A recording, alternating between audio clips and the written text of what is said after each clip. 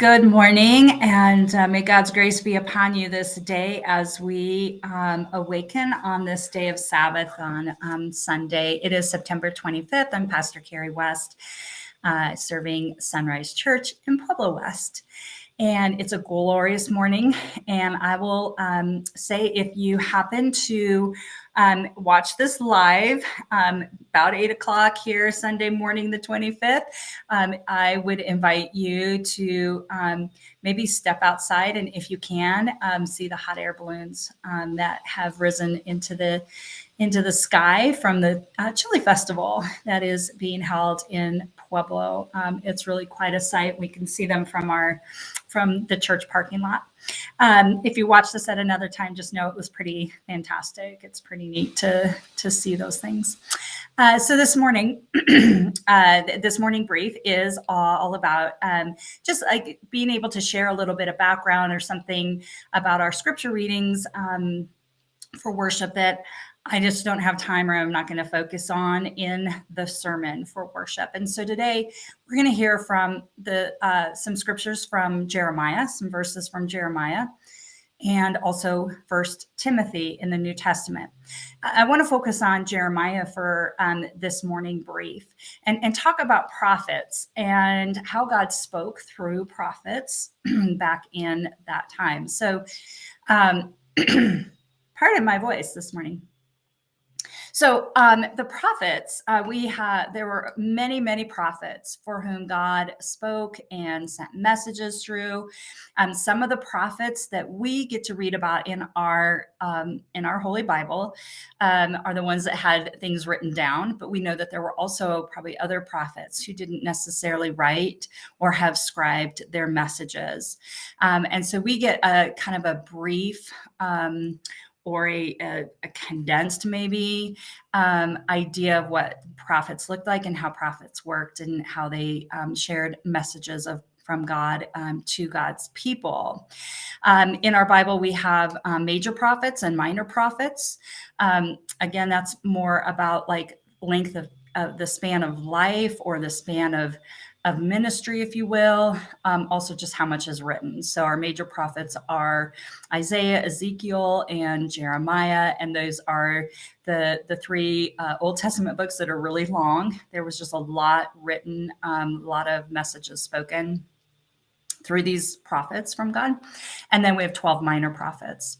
All right, so that's a quick overview of prophets in the books of the Old Testament that record the messaging and ministry of the prophets.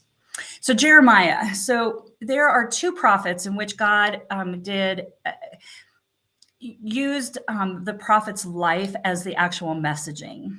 And Jeremiah is one of them. And what I mean is that God would tell Jeremiah, and then Hosea is the other one, would tell them how to like live their life and to do things, because those actions and that way of life was actually the message to the people.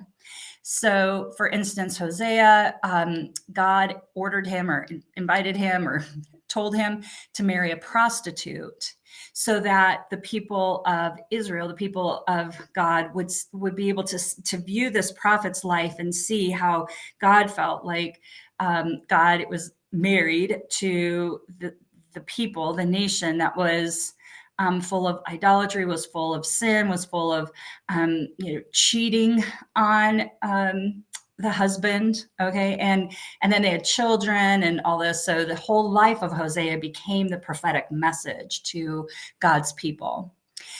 In a similar way, this is God invited Jeremiah to undertake some actions that would be a symbol or a visual message of what God was wanting the people to know.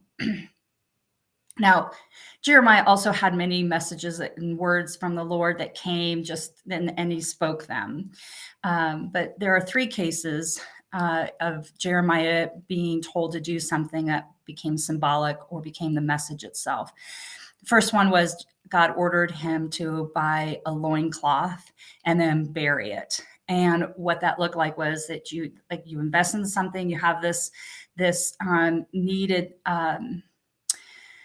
item, if you will. You kind of invest in it, but then bury it and you don't even use it.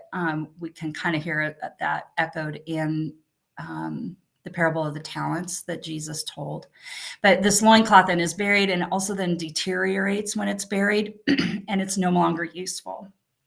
This was a symbol or a message of destruction and of what was going to come of the people of Judah.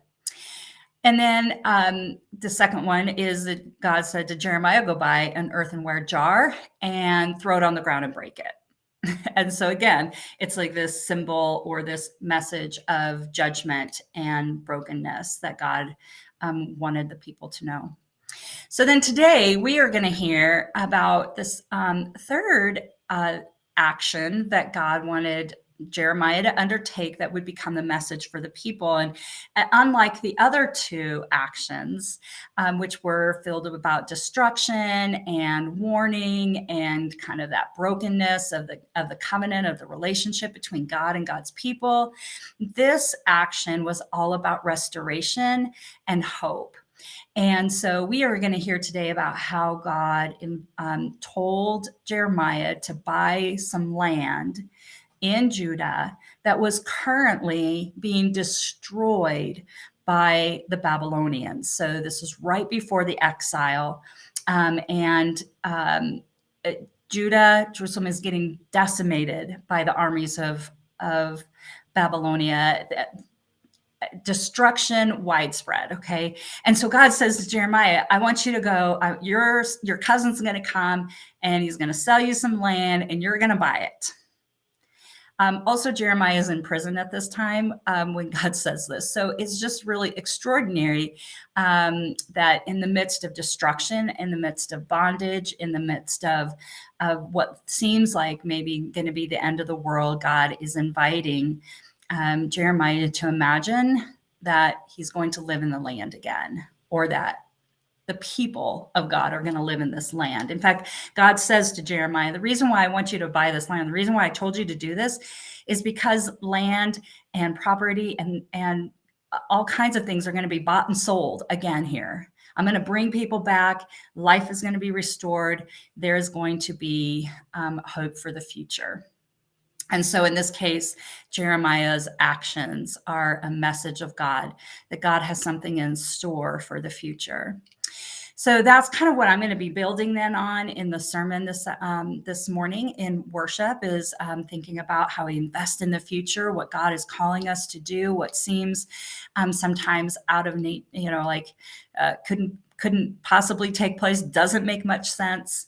And yet God may call us to action that is a message for God's people all around us. So I hope that you will be able to either get online and watch our service today. And my sermon, the scripture and sermons usually come about 15, 20 minutes into the service. And so if you're watching from home or at another time and you kind of want to skip ahead, it's really okay to do that. I hope you also will join us in person, because really the experience of being amongst God's people is always a blessing. Our service does start at 10 a.m. this morning, and I hope that you will join us. For now, may you have beauty and goodness that surrounds you. May the rest of your day be the very best of your day. Many blessings, and hope to see you in church.